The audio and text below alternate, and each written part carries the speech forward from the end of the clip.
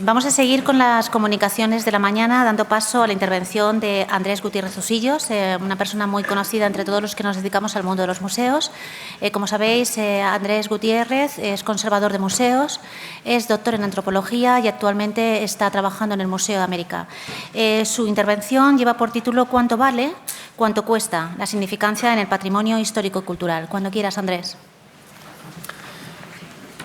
Bueno, muchas gracias a todos por venir y sobre todo muchas gracias a José Ángel Martí y a María José Suárez por la confianza en invitarme a participar en un seminario que gira en torno a un tema que yo no controlo, ¿no? O sea, yo no les voy a hablar de protección jurídica porque no es mi tema, pero voy a justificar, y creo que este es el motivo de que me hayan invitado a participar, voy a justificar un poco el asunto que voy a tratar. Para llegar a determinar el nivel de protección que requiere el patrimonio es imprescindible conocer previamente el valor que tiene ese patrimonio, ¿no? Valorarlo previamente para entender qué es lo que hay que proteger. Entonces, en torno a este tema del valor, es sobre lo que voy a intentar expresar algunas ideas que ya adelanto que son opiniones subjetivas. Yo soy un poco opinólogo. Entonces me voy a meter a hablar también de un tema, o a exponer mi visión de la lectura de la Ley de Patrimonio Histórico Español. Así de osado soy. Entonces, básicamente voy a tratar de analizar qué tipos de valoraciones o de valores se establecen en la ley y qué es lo que faltaría para determinar el valor del patrimonio, ¿no? En qué se basa esa valoración. La segunda parte, bueno, no voy a hablar de precio, o sea, es simplemente para centrar el tema, porque efectivamente cuando nos referimos al valor de un patrimonio siempre pensamos en la doble vertiente, ¿no? En el valor de cuánto cuesta, que parece que está determinando precisamente la calidad de un bien, ¿no? Si cuesta mucho es que la obra es muy interesante y si no vale mucho dinero es que no tiene relevancia, ¿no? La segunda parte del título tiene que ver con una palabra que aprendí hace 3 meses, que es la significancia. No sé si han estado en el Instituto de Patrimonio Histórico Español en uno de los últimos seminarios que organizaron, que giraba en torno a este concepto de la significancia. Como parece que últimamente es una constante, me invitaron a participar también en este seminario, no tenía ni idea de lo que trataba, ¿no?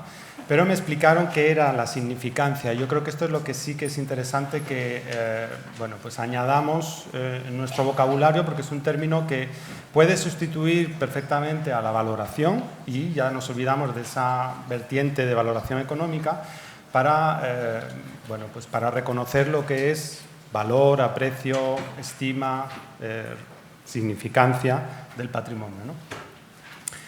Voy a comenzar con una paradoja que seguro que han escuchado o han visto alguna vez, que es la paradoja de Adam Smith, un economista y filósofo del siglo XVIII, que se preguntaba que qué es más valioso, ¿no? ¿Los diamantes o el agua? Bueno, seguro que están pensando, depende del punto de vista, porque efectivamente más valioso desde el punto de vista del precio son los diamantes, indudablemente, pero ¿qué es más valioso para la vida, ¿no? Lo que es imprescindible para cada uno de nosotros, para cualquier ser vivo, es el agua. Por tanto, lo más valioso, indudablemente, o no tanto, debería ser el agua, ¿no?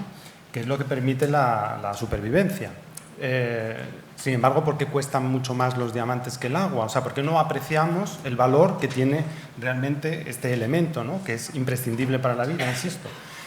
Bueno, porque entran en juego otra serie de condiciones o de necesidades que en este caso son los que están determinando el valor barra precio y apreciación de estos elementos, ¿no? Por un lado, por ejemplo, la abundancia. Aunque, bueno, no se puede generalizar, pero el agua en general, más o menos, es un recurso bastante abundante, dependiendo de las estaciones y de las regiones, pero es un recurso abundante, cuyos costes de producción en general son bajos, y entonces es un recurso económico, barato, salvo en los aeropuertos. Pero el valor de uso es por si estaban atentos. Sin embargo, el valor de uso, en este caso, de los diamantes es lo que multiplica su precio, ¿no? O sea, primero la recuperación de estos diamantes en minas muy concretas a lo largo del mundo, la comercialización, la talla, la inclusión de estos elementos dentro de joyas y la comercialización está multiplicando el valor económico, ¿no? Pero vuelvo a la pregunta, ¿qué es más valioso, ¿no? ¿La subsistencia o la supuesta felicidad? No sé si es felicidad lo que aportan los diamantes porque todavía no he tenido la oportunidad de comprobarlo, ¿no? Pero estamos hablando de una serie de elementos en los que vamos a incardinar también el patrimonio, que tienen que ver con la conocida pirámide de Maslow. Es decir, el agua, por ejemplo, está en la base de esa pirámide de las necesidades humanas, porque es necesaria para la supervivencia, al igual que respirar o comer, ¿no? Una vez superada esta necesidad vital o biológica, empiezan otra serie de necesidades en donde podríamos intentar reubicar a la necesidad de tener diamantes, ¿no? Si es una necesidad, que no lo sé. Yo creo que está en el reconocimiento y es más o menos donde ubicaríamos el patrimonio, en mi opinión, ¿no? Es decir, no, tener o poseer obras de arte o ver obras de arte o patrimonio histórico o cultural no tiene que ver ni con lo fisiológico, ni con la seguridad, con la afiliación en cierto sentido, para algunos coleccionistas puede que sí, pero sobre todo tiene que ver con un reconocimiento, una necesidad de respeto, bueno, una manera de demostrar el éxito. Cuando uno luce diamantes, imagino que está mostrando un éxito económico, ¿no? Supongo. De autorreconocimiento, de confianza, etc., ¿no? No creo que tenga que ver tampoco con la autorrealización, que sería esa cúspide de la pirámide, ¿no? Entonces, el patrimonio lo ubicaríamos también en esta parte alta de la pirámide de reconocimiento como una necesidad humana, pero no de las básicas de la supervivencia, ¿no? Claro, cuando hablamos de nuestra propia cultura y hacemos la referencia de agua o diamantes, pues lo entendemos todos porque tenemos el mismo sistema de valores aquí, ¿no?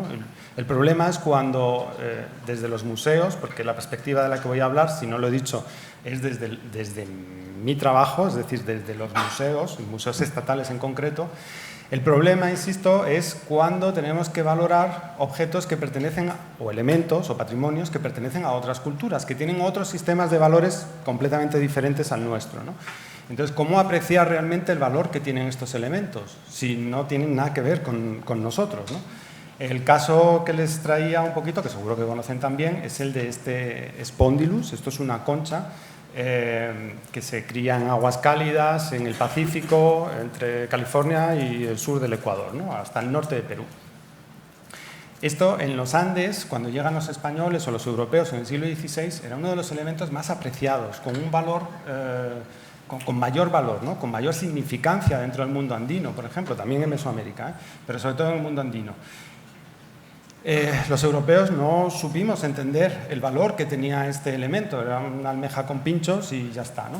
Y sin embargo, para los incas, por ejemplo, para las culturas americanas, tenía una significancia que dependía un poco de un conocimiento que tenían en torno a estos moluscos y al imaginario que se había creado en torno a ellos, ¿no? Lo voy a explicar muy rápidamente para que entiendan el valor que tenía para esta cultura, y tiene mucho que ver con el agua, que es lo que explicaba anteriormente, ¿no? Como decía, se cría en aguas profundas y calientes, ¿no? En esta costa hasta el sur del Ecuador. Todo lo que es la costa de Perú está bañada por una corriente de agua fría, que es la corriente de Humboldt. Cuando llega al norte de Perú, la corriente gira hacia el oeste y se interna en el Pacífico, excepto en determinados periodos, cada X tiempo, creo que es por efecto de la rotación de la Tierra, esa corriente de agua fría que baña la costa de Perú asciende más al norte de lo habitual y baña las costas de Ecuador.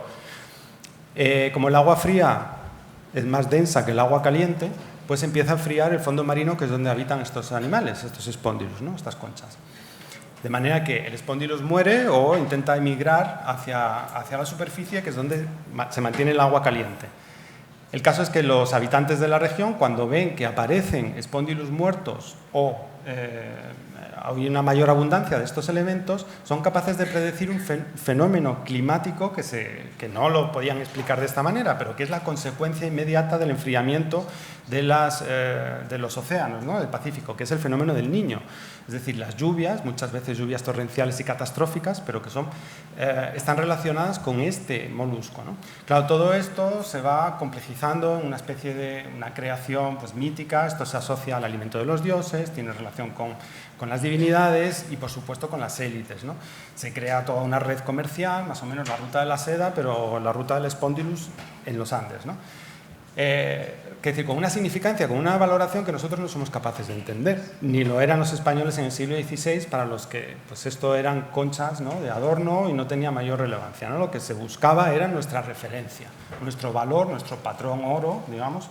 Esto era lo que sí que se entendía en ese momento que era lo que era realmente, y en que era realmente importante o valioso, ¿no? Y ya no hablamos solamente de valor económico, sino de la significancia, ¿no? El de poseer un spondylus pues no aporta absolutamente nada, mientras que si uno tiene pues joyas de oro, pues parece que sí, ¿no?, o diamantes. Así que tenemos estas dos vertientes, valor-precio, el mercado, ¿no?, el valor económico, del que no voy a hablar, y la significancia, que es la manera en la que, bueno, me voy a referir para tratar de hablar de ese otro tipo de valor, de esa otra valoración que tiene que ver con el valor social, valor simbólico, como lo queramos denominar, ¿no? Un valor patrimonial que evidentemente no es únicamente económico. También es cierto que hay una relación bastante directa entre una cosa y otra. A mayor significancia, probablemente mayor precio, ¿no? Aunque a mayor precio no quiere decir que tenga una mayor relevancia. Bueno, decía que me voy a basar un poco, hasta donde llego, en la Ley de Patrimonio Histórico Español, ¿no? 16/1985, 25 de junio. Vale. La ley habla de tres objetos, o se refiere a tres mandatos, ¿no?, que es la protección, el acrecentamiento y la transmisión a generaciones futuras. Estos tres mandatos, estos tres objetos de la ley, se cumplen dentro de los museos, ¿no? Nosotros protegemos, custodiamos, conservamos ese patrimonio, lo acrecentamos en la medida de lo posible y lo intentamos transmitir no solamente a generaciones futuras, sino también lo difundimos a las generaciones coetáneas, ¿no? Pero bueno, intentamos transmitir ese patrimonio, conservarlo para el futuro. Esto parece una cárcel, pero es un museo. En realidad estas son las funciones directamente relacionadas con el patrimonio, ¿no?, que la propia Ley de Patrimonio especifica estas instituciones, museos, archivos y bibliotecas, como, bueno, pues las instituciones relacionadas directamente con el patrimonio, ¿no?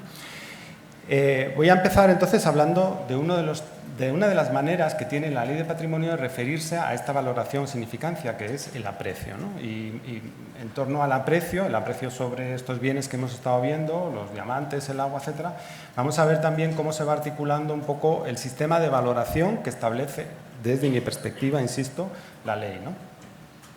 Bueno, en el preámbulo de la ley se define un poco lo que debe ser el patrimonio histórico español, lo que es el patrimonio, ¿no? Es una riqueza colectiva que contiene las expresiones más dignas de aprecio en la aportación histórica de los españoles a la cultura universal. O sea, según esto, pues muy pocas cosas yo creo que pueden ser patrimonio histórico español, ¿no? Vamos, indudablemente las meninas, que ahí yo creo que estamos todos de acuerdo.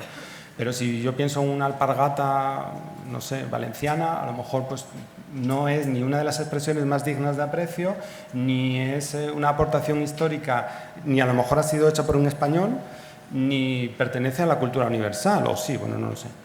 Entonces, ¿dónde están los valores, ¿no?, que nos permiten entender que eso sí que es patrimonio histórico español, saltándonos un poco esta definición que es un poquito estricta, bueno, no estricta, pero me parece como muy alta, ¿no?, para lo que luego realmente queremos definir como patrimonio histórico español. El valor, el preámbulo continúa definiendo este tema, lo proporciona, el valor, o sea, ese aprecio, lo proporciona. A ver, esto es un poco una pescadilla que se muerde la cola, ¿no? Porque para definir el aprecio, a través del valor y de la estima, termina hablando del aprecio y de la revalorización. Es decir, vais a ver que es lo mismo, pero aquí en este párrafo se está definiendo realmente la significancia, ¿no? O sea, yo creo que los legisladores o los juristas que redactaron el texto en el año 85, se adelantaron 35 años a la definición que se está haciendo ahora de la significancia, ¿no?, con una serie de elementos clave que están en esta definición, ¿no? Bueno, la leo. El valor lo proporciona la estima que, como uno, elemento de identidad cultural, merece a la sensibilidad de dos, los ciudadanos, o sea, tiene que haber una comunidad detrás, ¿no?, un grupo, porque los bienes que lo integran se han convertido en patrimoniales debido exclusivamente a tres: la acción social que cumplen, directamente derivada del aprecio con que los ciudadanos han ido revalorizando. Bueno, según esto, yo lo que veo es que definimos, como decía, pues la estima, el aprecio, la identidad, la colectividad y el valor social como elementos clave de la valoración del patrimonio, ¿no?, de la significancia, ¿no?, de ese concepto que creo que es el que, bueno, como lo entendí hace poco, hasta que se me olvide, pues lo intento transmitir, ¿no? La propia ley nos justifica un poco por qué es necesario establecer estos niveles de valoración, porque efectivamente en función de la valoración que hagamos de los diferentes patrimonios, pues le vamos a asignar una categoría u otra y va a haber consecuentemente un nivel de protección u otro, ¿no? Bueno, como ya lo sabéis, pero más o menos esta sería la pirámide en la que podemos ubicar los elementos, ¿no? Elementos patrimoniales, ya podemos hablar de un patrimonio que no es histórico, un no patrimonio histórico, que es cualquier cosa que veáis aquí, ¿no? Un teléfono, la mesa, el micrófono, las cámaras. Esto a día de hoy no es patrimonio histórico, lo que no quiere decir que no lo pueda ser en algún momento, ¿no? Y de hecho, mucho de lo que hoy es patrimonio histórico, en su momento no lo era. El siguiente nivel, que es un poco confuso y además nos preguntamos cómo se pasa de no ser patrimonio histórico a este otro nivel en el donde sí que ya se tiene esta consideración.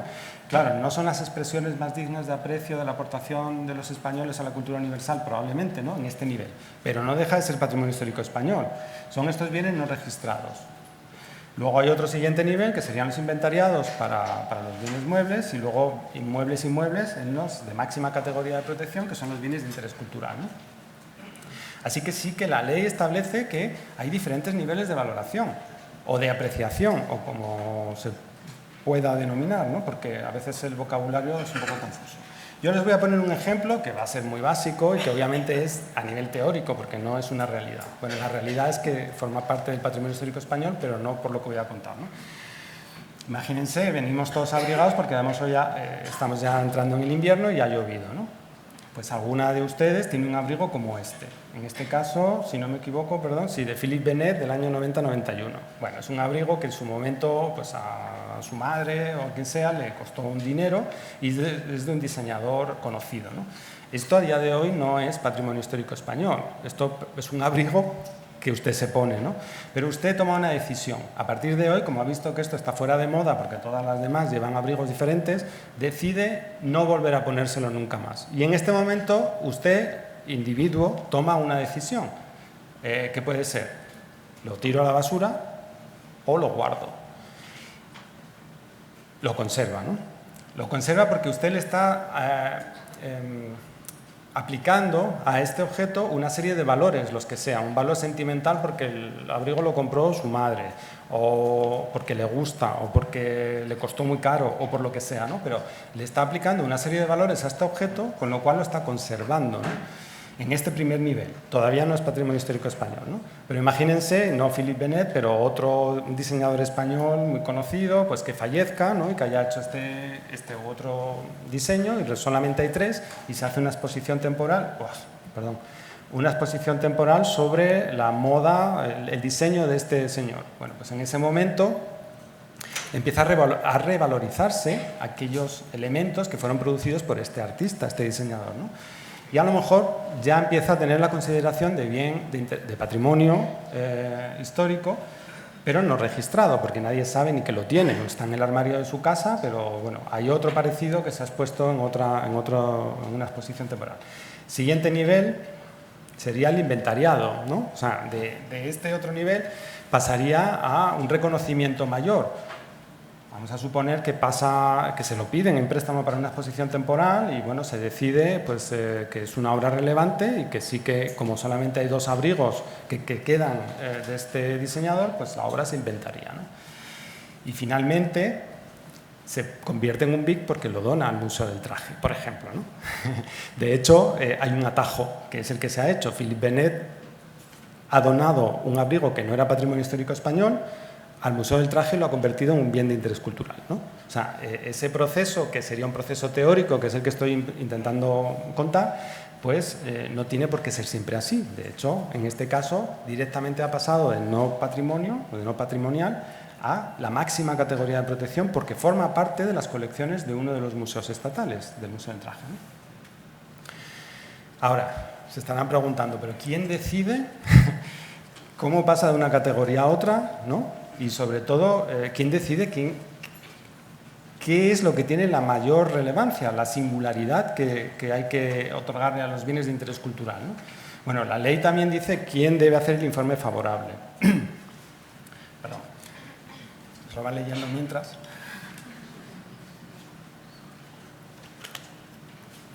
Estas instituciones, según el artículo 9.2, dice que son las que deberán realizar un informe favorable para la declaración de bien de interés cultural, ¿no? Por supuesto, la Junta de Calificación, las Reales Academias, las universidades españolas, el Consejo Superior de Investigaciones Científicas, las juntas superiores, que luego vienen desarrolladas en el Real Decreto 111, en donde se menciona justamente la Junta Superior de Museos, entre otras, y luego el asesoramiento que se requiera de otros organismos profesionales y entidades culturales.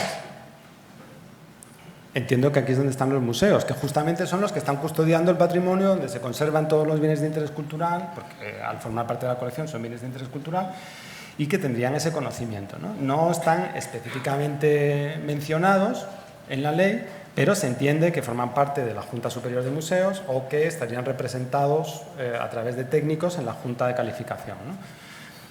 Pero voy a hacer un pequeño inciso, ya que el auditorio esta vez es amplio y además variado, porque no son solo gente de museos, que ya sabemos los problemas que tenemos, así que voy a explicar muy brevemente mi interpretación de la interpretación que tenían en 1985 los que redactaron la ley sobre los museos, que lamentablemente continúa siendo una interpretación que se tiene bastante habitualmente, ¿no? Hay una imagen que se proyecta de los museos y que es errónea, yo creo, ¿no?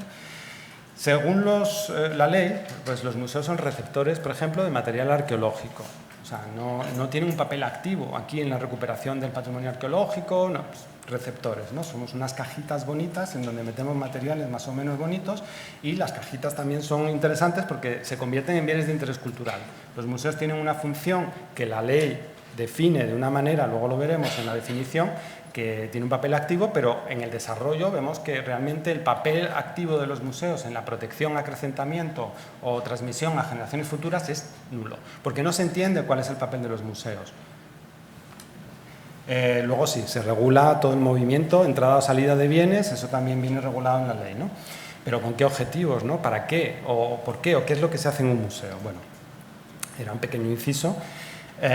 Bueno, los museos, la definición que se incluye en la ley es esta, de instituciones, la conocen perfectamente, de carácter permanente, que adquieren, conservan, investigan, comunican y exhiben. O sea, que la propia ley de patrimonio histórico español hace un mandato, no sé si se diría así, pues nos obliga, ¿no? Digamos, en cierto sentido, a que adquiramos, conservemos, investiguemos, comuniquemos, etc., ¿no?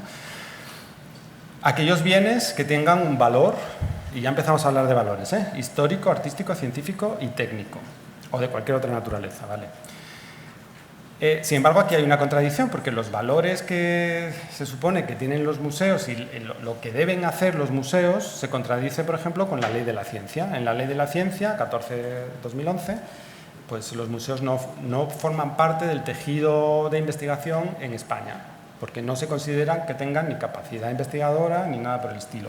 Pese a que muchos museos, varios museos estatales, en su propia denominación, supongo que por Real Decreto, consta su vinculación con la investigación. El Museo del Traje es un centro de investigación del patrimonio etnológico, el Museo de Altamira es un centro de investigación de Altamira, y Arcua es un centro de investigación de arqueología subacuática. Y en todos los museos se investiga, porque si no, no podemos difundir nada. Si no hay investigación previa, ¿qué vamos a difundir, no?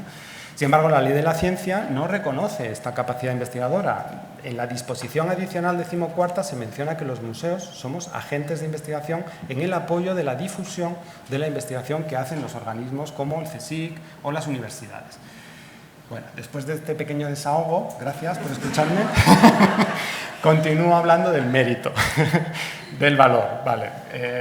Esto tiene que ver con el aprecio que se hace, no solamente del patrimonio, sino de aquellas instituciones que están encargadas de la custodia, del acrecentamiento, etcétera, del patrimonio. Bueno, el mérito.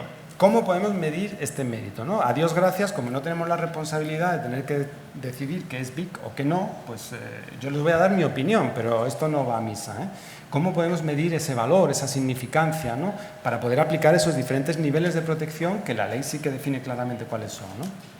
¿Y qué es lo que puede tener según la relevancia? Bueno, en mi manera de entender la ley, pues entiendo que se hablan de unos tipos de patrimonio, de unos tipos de valores, y luego falta un siguiente nivel, que en este caso entiendo que no se ha desglosado porque es una ley marco, ¿no? O sea, es una ley que necesita de sus desarrollos, ¿no? En este caso, por ejemplo, se habla de patrimonio histórico, patrimonio arqueológico, son tipos de patrimonio etnográfico, patrimonio documental, etc., ¿no? Bibliográfico, monumentos, que luego veremos, y unos tipos de valores, que son valor histórico, valor arqueológico, valor etnográfico y, bueno, en el caso de los documentos, valor probatorio, que es muy interesante, etc., ¿no?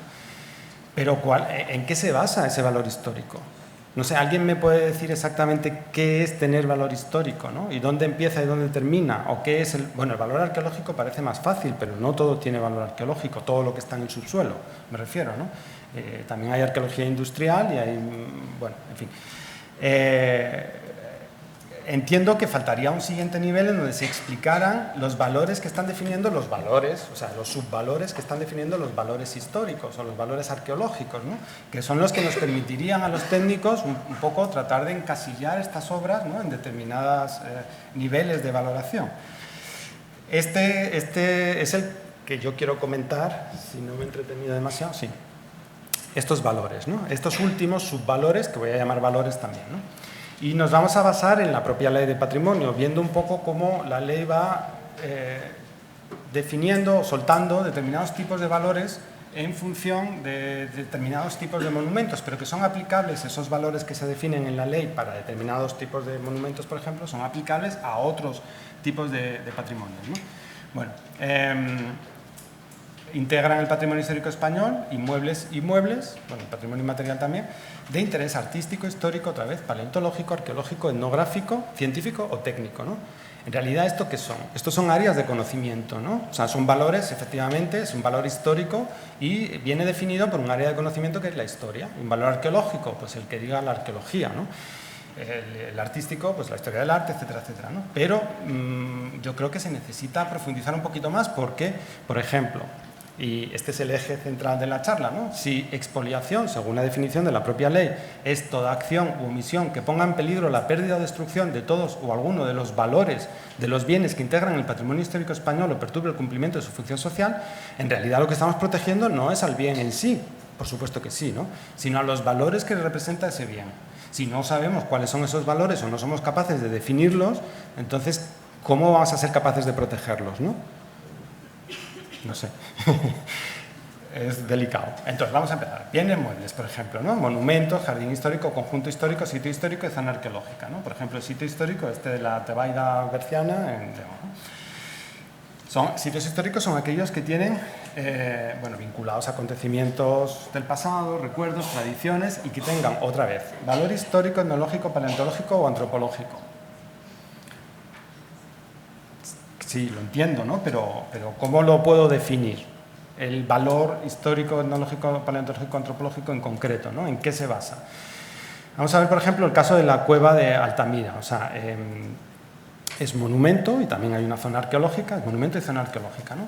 El valor de esta cueva, ¿en dónde radica? ¿En qué se basa? Es un monumento porque tiene es una obra única, ¿no? Una obra de arte en un entorno, en un espacio especial, que es la cueva y en concreto la sala de polícromos. Entonces estamos hablando de dos cuestiones. Por un lado, la ubicación, el espacio, que sí que es importante, y por otro lado, la antigüedad, porque si estos bisontes se pintaran hoy, no tendrían el mismo valor. Entiendo, ¿no? El valor que tiene esta cueva es que estos bisontes se pintaron hace 14.000 años o 15.000. Bueno, algunas pinturas tienen hasta 30.000, ¿no? Creo. Entonces, el valor podríamos pensar que puede estar en la antigüedad, porque efectivamente si pues un graffiti de hoy en día no tiene ningún valor. Luego veremos que no es así, pero sí, en principio no tiene ningún valor, ¿no? Dentro de 14.000 años, si esto subsiste, dentro de 14.000 años, probablemente sí que lo tenga y será la expresión de un rito social, de una tribu urbana que pues hizo lo que sea en una fábrica abandonada, que también como espacio puede tener su interés, pero a día de hoy la temporalidad nos está definiendo el valor de la cueva de Altamira. Además tiene un valor artístico que también podríamos intentar definir cuál es, ¿no? Y luego el espacio, ¿no? Así que la antigüedad, en principio, podría ser un criterio, ¿no?, para ese valor histórico, uno de los que van a ir matizando ese valor histórico, ¿no? Y efectivamente la ley dice, bueno, pues aquellos poseedores de los bienes integrantes del patrimonio histórico español que tengan más de 100 años de antigüedad necesitan un permiso de exportación, un permiso expreso para la exportación, ¿no? Por ejemplo, unos clavos. ¿Necesitan un permiso expreso para la exportación aunque tenga más de 100 años? No, porque no es patrimonio histórico español. ¿O sí? Depende. A esto es lo que vamos a llegar. Depende. O sea, por ejemplo, yo he vivido en una casa aquí en el centro un tiempo que tenía unos 120 años y entiendo que la casa no estaba declarada bien de interés cultural. No era patrimonio histórico español. Pero sí que hay un nivel de protección, ¿no? Entonces, bueno, pues retirar algunos elementos en determinados casos a lo mejor no tiene mayor trascendencia, pero ¿y si estos clavos tuvieran 2000 años? Entonces el criterio de antigüedad sí es importante, no es solamente que sean unos clavos, es que estos clavos tienen 2000 años, entonces ya son clavos romanos, clavos ibéricos o lo que sea, ¿no? En ese caso sí se necesitaría permiso, supongo, no sé, yo creo que sí. Pero vamos a darle más vueltas, ¿no? Una casa que tenga 150 o 120 años, pero que forme parte de un conjunto histórico, como este de Avilés, ¿no? Si le retiro un clavo o una serie de clavos de esta casa, estarían protegidos los clavos, tendría que declararlos. Y si la casa es de Gaudí, entonces ya sí que no hay duda, ¿no? Entiendo. Ninguna duda si son clavos que diseñó Gaudí o que aplicó Gaudí, ¿no? ¿Qué dice la ley al respecto? Pues dice que todos los elementos consustanciales forman parte del edificio y, bueno, pues estarían protegidos. En este caso entiendo que esos clavos de los que al principio dijimos no tienen ningún valor, pues es que depende de una serie de circunstancias adicionales que no son solamente intrínsecas al propio objeto, ¿no?, sino de qué ha formado parte, dónde han estado, cuánto tiempo, cómo han sido recogidos o recuperados, en fin, una serie de cuestiones que es interesante conocer, ¿no?, lo que hablaban anteriormente de ese conocimiento, ¿no? Claro, con las obras de Gaudí no tenemos ningún problema en pensar, es que esto requiere la máxima protección aunque sean los clavos, ¿no? Efectivamente, y además lo comentó el ponente anterior, ¿no?, el tema de la autoría sí que es importante, sobre todo cuando hablamos de obras de arte, ¿no? Y aquí vuelvo a hablar del tema que mencionaba anteriormente. Los grafitis no tienen mayor valor, más o menos, ¿no? Como patrimonio histórico español, desde luego no.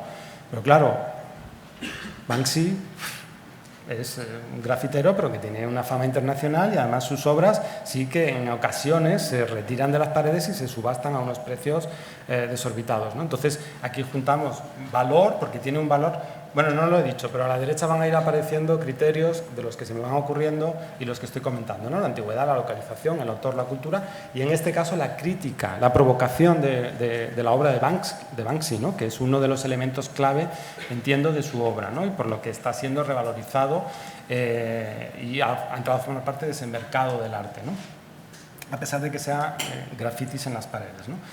Entonces el autor es importante y efectivamente si vemos, por ejemplo, el precio al que llegó el Salvator Mundi de Leonardo da Vinci hace un par de años, de 450 millones de dólares, cuando ni siquiera todo el mundo está de acuerdo en que la obra sea de Leonardo da Vinci, pues nos podemos preguntar hasta qué punto el autor está, bueno, ya se lo había preguntado al ponente anterior, pero vamos, que sí, efectivamente, hasta qué punto el autor está determinando el valor de una obra de arte, ¿no? Y no solamente el valor revalorización significancia, sino el valor precio, ¿no? Me interesa más el caso contrario, que me parece más interesante, ¿no? Cuando una obra de arte atribuida a un famoso pintor como Goya se desatribuye, en ese caso, ¿qué es lo que sucede? Es muy curioso pensar que la obra es exactamente la misma. Entonces, ¿qué es lo que ha cambiado aquí? Lo que cambia es la percepción que tenemos cada uno de nosotros sobre esos objetos, no el objeto no ha variado, el objeto es exactamente el mismo. Lo que cambia es la mirada incluso del mismo investigador, que cuando lo analiza desde una perspectiva llega a unas conclusiones y lo analiza desde otra perspectiva o a lo largo del tiempo se da cuenta de otra serie de cosas y donde había visto una obra magistral a lo mejor de la modernidad, precursora de la modernidad, luego ve que la obra es una obra mal pintada, ¿no? Entonces, bueno, pues aquí sí que estamos reconociendo que hay una subjetividad, ¿no? No solamente a la hora de determinar la autoría de una obra, que por supuesto que hay una subjetividad en esto, sino incluso de la valoración del propio bien, ¿no? De la significancia que ese bien puede tener.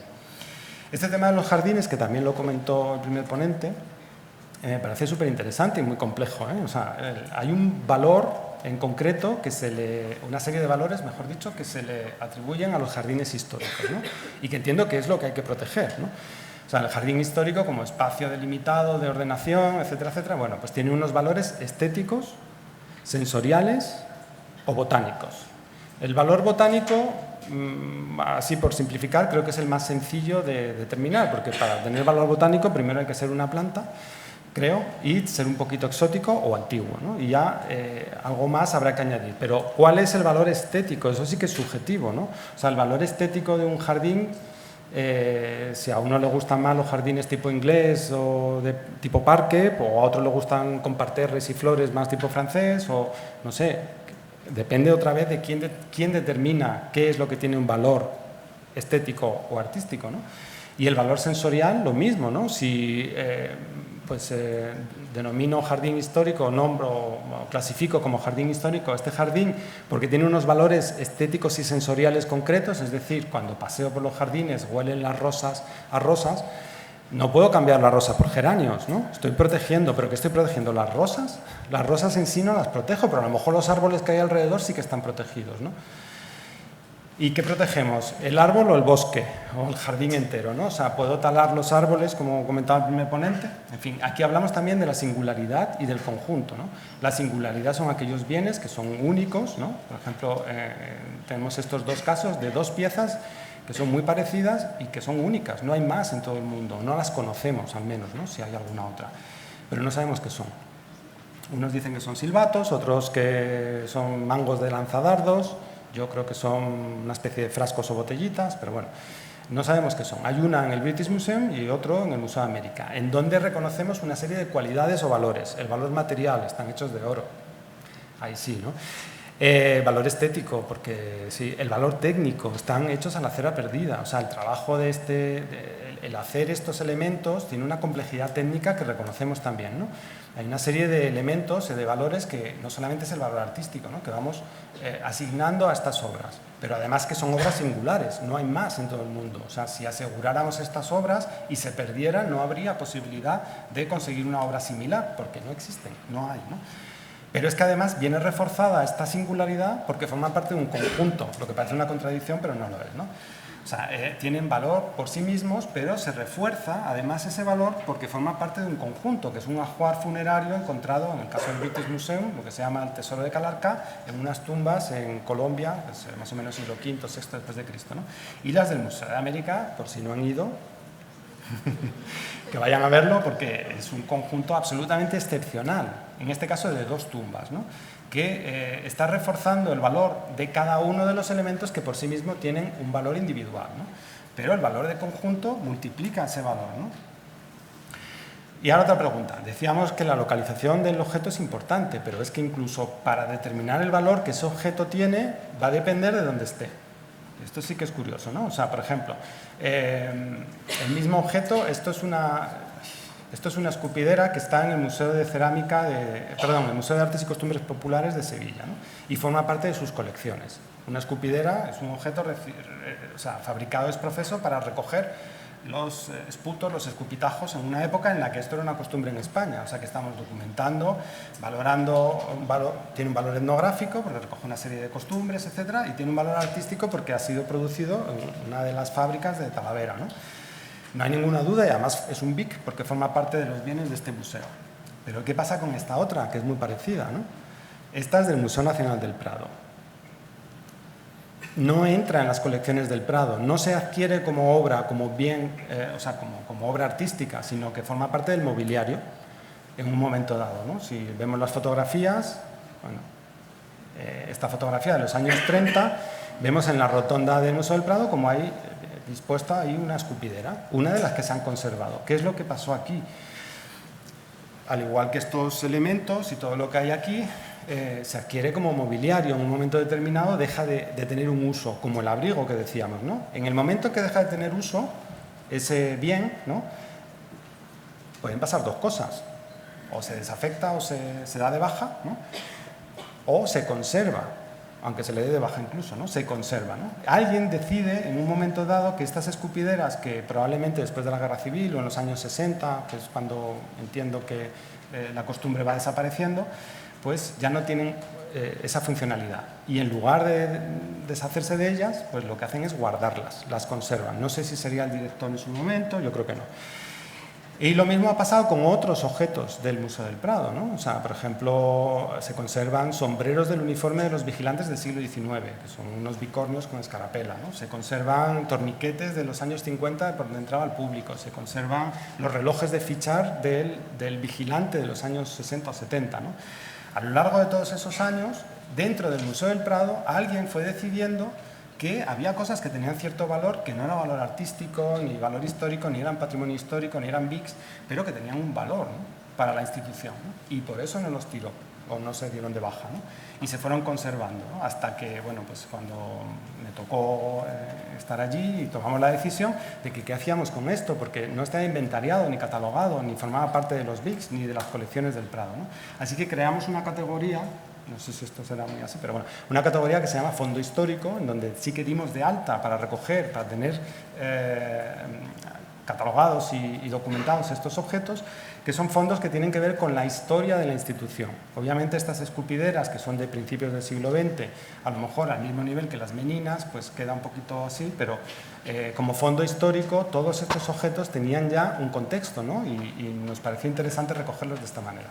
Bueno, valor científico, técnico, cultural, es más fácil de entender, valor de uso y disfrute. Cuando se refiere a los conjuntos históricos, la ley dice que bueno, son agrupaciones de bienes inmuebles, o sea, un casco histórico o la ciudad de Toledo, patrimonio histórico de la humanidad, por ejemplo, que tienen un valor de uso y disfrute, lo que hablábamos, o comentaban el ponente en la primera conferencia, ¿no? Los edificios tienen que tener ese uso, ¿no? Esto está bastante claro, ¿no? Pero es que además el valor de uso, ya digo que desaparece para muchos bienes muebles, ¿no? Y en otros casos es lo que está reforzando, parezco que hoy he venido un poco escatológico, ¿no? No sé, bien, esto es un orinal.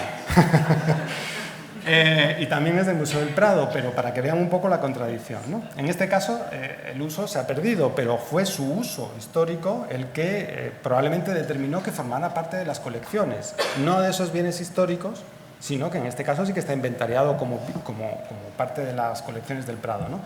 ¿Por qué este orinal sí, la escupidera no? Bueno, porque tiene unos apellidos. Es que este orinal, a ver, era del retrete de Fernando VII, ¿no? Y sería usado probablemente por la Casa Real en algún momento, ¿no? Efectivamente, no solo por eso, estoy un poco bromeando, ¿no? Pero la Real Fábrica de la Moncloa también es interesante, a lo mejor más que la de Triana, ¿no? Para Madrid me refiero.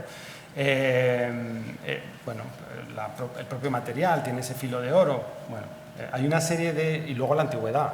Esto estamos hablando de primera mitad o primer cuarto del siglo XIX y las escupideras son del primer cuarto del siglo XX. Hay 100 años de diferencia, ¿no? Entonces, por lo que sea, este orinal sí que forma parte de la colección. Bueno, ese lo que sea es precisamente el contexto, el conjunto otra vez, ¿no? Este es el retrete que ha estado expuesto durante muchos años en el romanticismo, ¿no? Y que ha vuelto ahora a la sala 39, que es esa sala de descanso de los reyes cuando paseaban por el Museo del Prado y tenían ganas de descansar y de evacuar, ¿no? Y ahí vemos un poco los orinales, ¿no? Cómo forman parte de este mueble, y este mueble forma parte de esta sala que además está decorada y mantiene las pinturas de la época, ¿no? Así que el valor contexto, el uso de los elementos también juega a favor de ir revalorizando estos elementos, ¿no? Cada uno de ellos. Bueno, y aquí entramos en un tema muy interesante por un lado, porque la Ley de Patrimonio en el año 85 anticipa otro de los patrimonios fundamentales, que es el inmaterial. No lo menciona de esta manera, pero sí como conocimientos o actividades que procedan de modelos o técnicas, ¿no? El valor inmaterial, valor etnográfico sobre todo, es muy complejo. Entonces no voy a entrar en este tema, voy a hacer un poquito de publicidad. Pueden ver el vídeo de María Pía Timontiemblo sobre la significancia dedicada al patrimonio inmaterial en el otro seminario al que hacía referencia, ¿no? El de patrimonio, el de la significancia. Pero sí que es interesante que replanteemos esto desde la perspectiva de esos mandatos de la ley, ¿no? Es decir, bueno, pues el acrecentamiento en cuanto a los museos. Yo les voy a dar mi opinión, mi perspectiva, ¿no? Para que vean que los criterios van a depender un poquito de quién es el que está tomando las decisiones, ¿no? Si yo estuviera en Valverde de la Vera, en el Museo del Empalao, donde se recoge esta tradición de disciplinantes, pues me parecería interesantísimo incorporar esto es una estampa seguramente un pintor francés, yo creo que es de Charton, de la Tacunga, de Ecuador. Es la misma tradición. Obviamente está reflejando cómo emigrantes españoles, no sé si de la zona de Cáceres o de otra región, donde se mantuviera esta costumbre, implantaron o trasladaron esta costumbre a Ecuador, donde se mantuvo con sus características propias hasta por lo menos el siglo XIX, y donde se recoge con esta. A mí me parece interesantísimo. Pero ¿y el caso contrario no sería interesante también? Si en el Museo de América, donde trabajo, tenemos esta estampa, ¿no sería interesante documentar cuál es el origen de esta costumbre o de esta tradición? Pues yo creo que sí, a mí me parece que indudablemente sí, aunque no sea patrimonio americano, ¿no? Aunque no sea un objeto producido en América.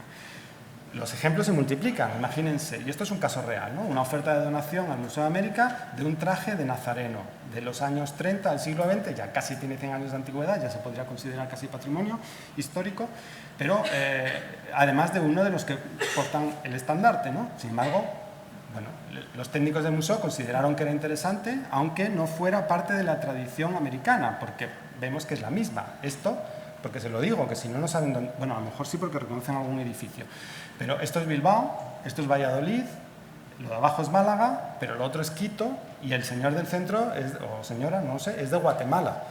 Es decir, la tradición es la misma, la indumentaria es prácticamente idéntica, ¿no? Y las costumbres son las mismas, ¿no? Estamos hablando de un patrimonio inmaterial con un material asociado que desde España llega a América, y nosotros, como Museo de América, no podemos comprar o adquirir material allí. Nos resulta muy, muy complicado, bueno, prácticamente imposible, ¿no? Así que yo entiendo que si nos ofertan en donación un traje de casi 100 años de antigüedad de una cofradía española, para poder documentar que este mismo proceso se está dando en América, no tendría ninguna duda en que esto sí que es interesante. Sin embargo, a altas instancias se decidió rechazar esto, después de que había informes favorables del técnico y de la dirección anterior, ¿no? Bueno, pues esto entiendo que son opiniones subjetivas, son diferentes maneras de ver y de entender las cosas y el patrimonio. Yo lo entiendo de una manera y hay otras personas que lo entienden de otra, ¿no? Para mí, el acrecentamiento, por ejemplo, podríamos seguir poniendo ejemplos, ¿no? Esto es la mexicanidad, ¿no? O sea, la identidad mexicana 100%, el traje de charro. Muchos de ustedes seguro que saben que el traje de charro mexicano en realidad deriva del traje de charro salmantino, ¿no?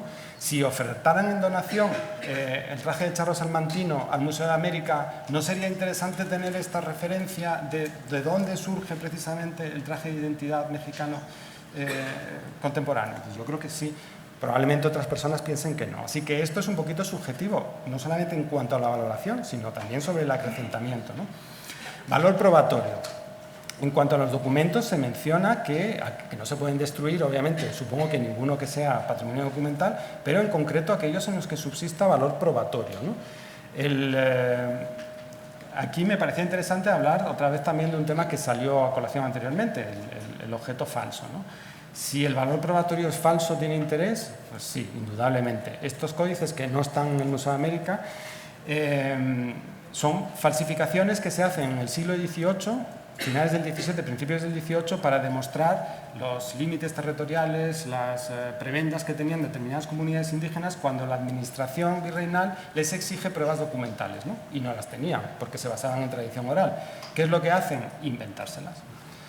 Bueno, eso dicen, ¿no? Que en ese momento se pintan al estilo del siglo XVI, explicando cómo aquellos que habían apoyado a Hernán Cortés en la conquista de México habían recibido estos territorios, estas prebendas, estos cacicazgos, etc. Y en realidad, aunque pudiera ser tradición oral, el documento en sí es falso, ¿no? O sea, que el valor probatorio en este caso no existe, y además es un documento falso, pero que aunque sea falso tiene un interés enorme porque está recogiendo en cierto sentido lo que pensamos que pudo haber sido una tradición oral, ¿no? O no, a lo mejor era una falsedad total, ¿no? Voy a terminar con unos criterios destacables. De todo lo que he dicho y ha ido apareciendo en esa columna, voy a mencionar dos, ¿no? Uno es la socialización. La ley lo dice, el valor social, ¿no?, que tiene que tener el patrimonio. Con una doble vertiente otra vez, ¿no? Esa apropiación social del patrimonio tiene un riesgo, el riesgo de la mercantilización, ¿no? Y luego también hay una parte positiva que es el valor social, ¿no? El valor social es la apropiación por parte de la sociedad, que responde a unas necesidades, y esas necesidades sociales son cambiantes. Es decir, la sociedad evoluciona y, por tanto, las necesidades de la sociedad van cambiando con la propia sociedad, ¿no? Y, por tanto, lo que hoy nos parece importante, ayer no lo era y mañana no lo va a ser tampoco. Entonces, los valores que se aplican desde esta perspectiva son cambiantes, ¿no? Hoy nos interesa, por ejemplo, el tema del cambio climático, discriminación, la crisis, los conflictos armados, este tipo de cuestiones, ¿no? Que nos están hablando de una serie de valores que aplicamos sobre el patrimonio, ¿no? Por ejemplo, el valor identidad, cultural, etnia, de género, etc. El valor simbólico, ¿no? Que lo hemos visto con la indumentaria que decía de Semana Santa, el valor religioso que pueden tener determinados elementos, o las creencias, ¿no? El valor memoria, valor conocimiento popular, no experto, aquel conocimiento no científico, o el valor político que pueden tener determinados elementos, ¿no? Todo ello relacionado con esa responsabilidad social de los museos que está definiéndose desde los años 70, ¿no? Desde la nueva museología, la Mesa de Santiago de Chile, etcétera, etcétera. Uno de los riesgos es la mercantilización, ¿no? Esto lo vemos en la capilla Roslin, por ejemplo, que es una capilla del siglo XV en Escocia, poco conocida, hasta que se protagoniza, o bueno, sale en la novela de Dan Brown, y entonces se convierte en un icono para aquellas personas que tuvieran interés pues, en la sangre de Cristo, en los templarios o en estos otros valores simbólicos, ¿no? Esto se me está repitiendo. Vale. Hay dos obras, que son las que comento también en esa otra conferencia, por si quieren ver en profundidad con detalle, en las que el valor pasa de 0 a 100. O sea, la significancia de estas dos obras después del estudio y de la investigación tiene que ver mucho no solamente con esa investigación, sino con los valores contemporáneos, ¿no? Por un lado están los mulatos de Esmeraldas, que seguramente conocen, bueno, que en el propio cuadro se menciona quién lo pinta, por qué, para qué, quién lo encarga y cuándo, y que se anotan los inventarios del Alcázar Real, se pinta en Quito, en Ecuador, y se manda a España, al rey, y se aloja en los alcázares reales con estas anotaciones, ¿no? Que en el siglo XVII se entiende el mensaje que se quería transmitir con este cuadro, ¿no? Que eran 3 negros con sus lanzas en las manos, representados como soldados, y sus cuellos, porque eran personas nobles, ¿no? Esto se repite a principios del XVIII, pero ya se añade una frase: no se tasan por no tener valor. Esta obra, en el siglo XVIII, aunque se reconoce el contenido de la obra, se decide que no tiene ningún valor, ¿no? A mediados del siglo XVIII la obra va perdiendo esas referencias, que son los valores propios de la obra también, ¿no? El reconocimiento de quiénes son, ¿no? Es un retrato de 3 negros indios, ya no son soldados, ya no son guerreros, ya no son nobles, ¿no? No se habla ni de los cuellos, ni de la indumentaria, ni de las lanzas, ¿no?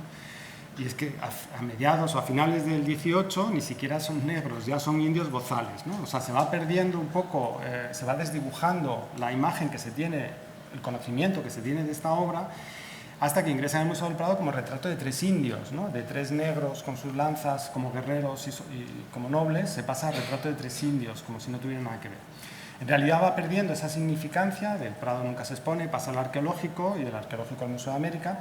En el arqueológico, bueno, pues estuvo decorando una sala, y ahí en los años 20 es donde un historiador ecuatoriano la ve y reconoce quiénes son estos personajes, y empieza un proceso de resignificancia, ¿no? De otra vez revalorización de esta obra. Hoy en día esta obra es una obra emblemática a nivel mundial, es una de las obras que están hablándonos del mestizaje y de otros muchísimos procesos que se dieron en América, ¿no? Y que aquí vemos, por ejemplo, el préstamo de este año al Museo Nacional del Ecuador, en Quito, en donde está el ministro de Cultura asistiendo al desembalaje, no a la inauguración de la exposición, sino al desembalaje de la obra, y todos los medios de comunicación pendientes de esta obra, que ha adquirido una significancia enorme, ¿no? Otro caso que iba a poner era un retrato doble femenino que estaba en el Museo Nacional del Prado y que, bueno, pues no había sido estudiado y no había despertado ningún interés, ¿no? Claro, retratos de mujeres del siglo XVII, pues hay bastantes, ¿no? Pero de mujeres indígenas, enanas y tatuadas, pues no hay tantos. De hecho, que yo sepa, solo hay del siglo XVII, ¿no? Y más, después de toda la investigación, vimos que además el cuadro se había pintado allí. Y no solo eso, sino que la relación con los personajes, bueno, toda la historia que hay en torno a esta señora, que es María Luisa de Toledo, hija de un virrey, y toda la ajuar que se trae, bueno, pues es una historia absolutamente fascinante, ¿no? Y también la de la mujer indígena, que es una mujer chichimeca del área norte de la Nueva España, con el rostro totalmente tatuado, ¿no? Bueno, estas dos obras nos están hablando, tienen en común una serie de elementos que son los que están definiendo precisamente esos valores contemporáneos que estamos aplicando a determinadas obras de arte, ¿no? Por un lado son retratos civiles, ¿no? Son de personas pues, bueno, que están hechas y fechadas allí. Uno en Ecuador, el otro en América, obviamente porque están en el Museo de América, ¿no? Pero son retratos civiles, ¿no? De personas, vale, además de afrodescendientes, de personas que no forman parte habitualmente del discurso, ¿no? Ni mujeres indígenas. Con un contexto documental asociado, podemos hacer el seguimiento de las obras y además se consideraban las dos sin valor, ¿no? Y de ahí pasamos, y ya voy a terminar con esto, a estos nuevos valores en donde los nuevos discursos que nos permiten, de los que nos permiten hablar algunas obras de patrimonio tienen que ver con el género y la sexualidad, la ruptura de la visión patriarcal, la diversidad o la interculturalidad, que es la ruptura de la visión eurocentrista, la descolonización, que es la ruptura de esos discursos que apoyaban también las obras de arte, que es un discurso de dominación, la presencia de los otros, de esa invisibilización de algunas personas, afrodescendientes o indígenas, y de identidades. De todo esto es de lo que esos cuadros que han sido ahora revalorizados nos están hablando, ¿no? Y un poco para cerrar esta charla, ahí tienen a la derecha todos los elementos que hemos ido tratando de incorporar. Ad pretium es aprecio, es de donde deriva el latín, hacia la valoración. Es un camino bastante difícil y tortuoso en donde pues, hay atajos, como hemos visto, y donde además se pueden seguir incorporando valores o elementos en función de los que cada uno de ustedes vayan considerando, ¿no? Ecológico, educativo, político, icónico, revitalizador, la complejidad de trabajo, el tiempo de producción, etcétera. Bueno, pues esto era lo que les quería contar. Muchas gracias por su atención.